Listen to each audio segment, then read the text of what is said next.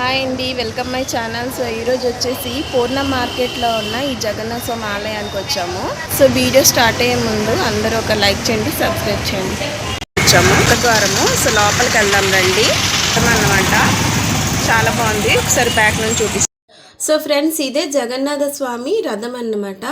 So దీని మీద జగన్నాథ స్వామిని, సుభద్రాదేవిని, బలభద్రుని ఊరేగిస్తారు ప్రతి సంవత్సరం కూడాను. సో మళ్ళీ ఇక్కడ తెచ్చి పెట్టేస్తారు. చూస్తున్నారు కదా, చాలా పెద్ద రథము. ఈ పూరి జగన్నాథ స్వామి ఆలయం వచ్చేసి విశాఖపట్నం టౌన్ కొత్త రోడ్లో ఉంది, పూర్ణ మార్కెట్లో. ఇది వైష్ణవ దేవాలయంగా చాలా ప్రసిద్ధిగాంచింది. ఈ ఆలయము దాదాపు 200 సంవత్సరాలు అయింది నిర్మించబడి. దీనికి 200 సంవత్సరాల చరిత్ర ఉంది. ప్రస్తుతం ఇప్పుడు ఆలయం ఉన్న చోట్లో శ్రీ గరుడ జగన్నాయకులు దంపతులు 1832లో నివాసం ఉండేవారు. వారు అక్కడ త్రవ్వకాలు జరిపినప్పుడు అక్కడ పంచలోహ విగ్రహమైన శ్రీ రంగనాథ స్వామి విగ్రహము బయటపడింది. వారు అక్కడ తాటాకుల పాక వేసి విగ్రహాన్ని ప్రతిష్ఠించారు.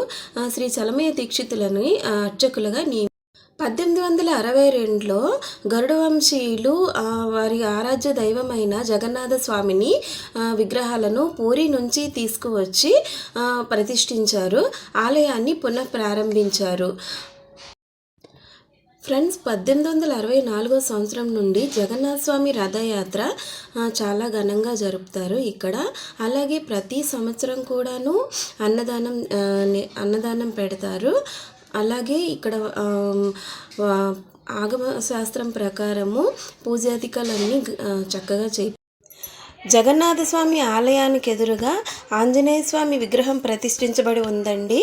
అలాగే ఎడమ భాగంలో శ్రీకృష్ణుని విగ్రహాన్ని ప్రతిష్ఠించబడి ఉంది. అలాగే ఎదురుగా శ్రీ ఘంటస్తంభం కూడా ప్రతిష్ఠించబడి ఉంది. అలాగే కుడివైపు తులసికోట కూడా ప్రతిష్ఠించబడి ఉంది. స్వామికి ఎదురుగా చాలా పెద్ద మండపం ఉంది. స్తంభాలతో చాలా విశాలంగా కనిపిస్తుంది. అలాగే ఆలయానికి ఎదురుగా చాలా పెద్ద సింహద్వారం ఉంది. సింహద్వార గోపుర శిఖరం చాలా బాగుంది. ఇటువంటి ఆలయానికి వస్తే చాలా ప్రశాంతంగా ఉంటుంది, చాలా శుభం కూడా జరుగుతుంది. సో ఫ్రెండ్స్, చూసారు కదా వీడియో.